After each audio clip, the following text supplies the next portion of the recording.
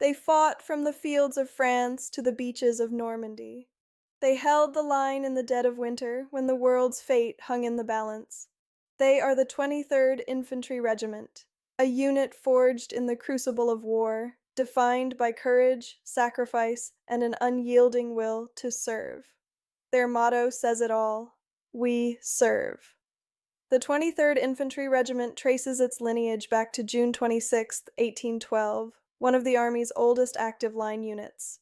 It earned early fame in the American Civil War, fighting at Gettysburg, Chickamauga, and Missionary Ridge. But the regiment's modern legacy, the one that would echo across 2 world wars, began in 1917, when it was assigned to the newly formed 2nd Infantry Division. Together with the 9th Infantry and 5th and 6th Marine Regiments, the 23rd would soon help write the story of America's rise as a global fighting force. In 1917, America entered the Great War. The 9th Infantry was assigned to the 2nd Infantry Division, a composite formation of Army and Marine units. They landed in France in June 1917, among the first American troops to reach the Western Front.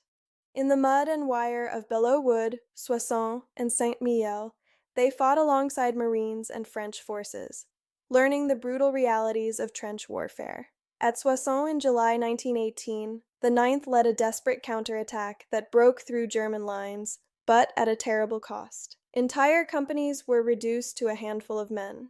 Yet the regiment kept up the fire, pushing forward until victory was secured. By war's end, the 9th Infantry had earned its first Presidential Unit Citation and the French Croix de Guerre for gallantry. They returned home heroes, blooded, tested, and forever changed. In the decades that followed, the 9th Infantry Regiment stood watch in a world that seemed at peace, stationed at Fort Sam Houston, Texas, and later Fort Benning, Georgia. But as the 1930s gave way to war once again, the regiment's veterans knew what was coming. They began preparing a new generation of soldiers, men who would carry the Manchu legacy across another world war. June 6, 1944, D-Day. The 9th Infantry Regiment, still part of the 2nd Infantry Division, landed on Omaha Beach, Normandy. As the 1st Division fought to break through at Easy Red, the 9th came ashore just behind them, under a storm of fire. Machine guns swept the beach. Artillery shells tore through the landing craft. But the Manchus pressed forward, scaling the bluffs and destroying German strong points.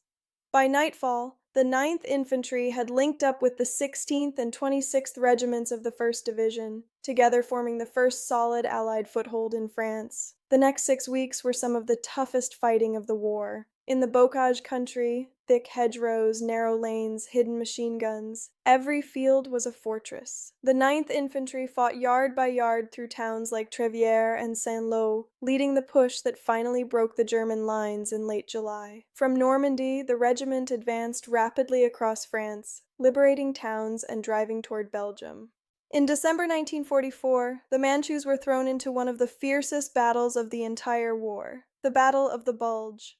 At Krivigny, Rocherath-Krinkelt, and Elsenborn Ridge, the 9th Infantry held the line against the full fury of Hitler's winter offensive. They faced panzer divisions, Tiger tanks, and relentless artillery in freezing blizzards. But they never broke. Their defense at Elsenborn Ridge became one of the decisive stands of the campaign, halting the German advance and buying precious time for Allied reinforcements. When the battle finally ended, the 9th had lost hundreds of men, but the German offensive was shattered. Once again, the regiment had lived its motto, "Keep up the fire."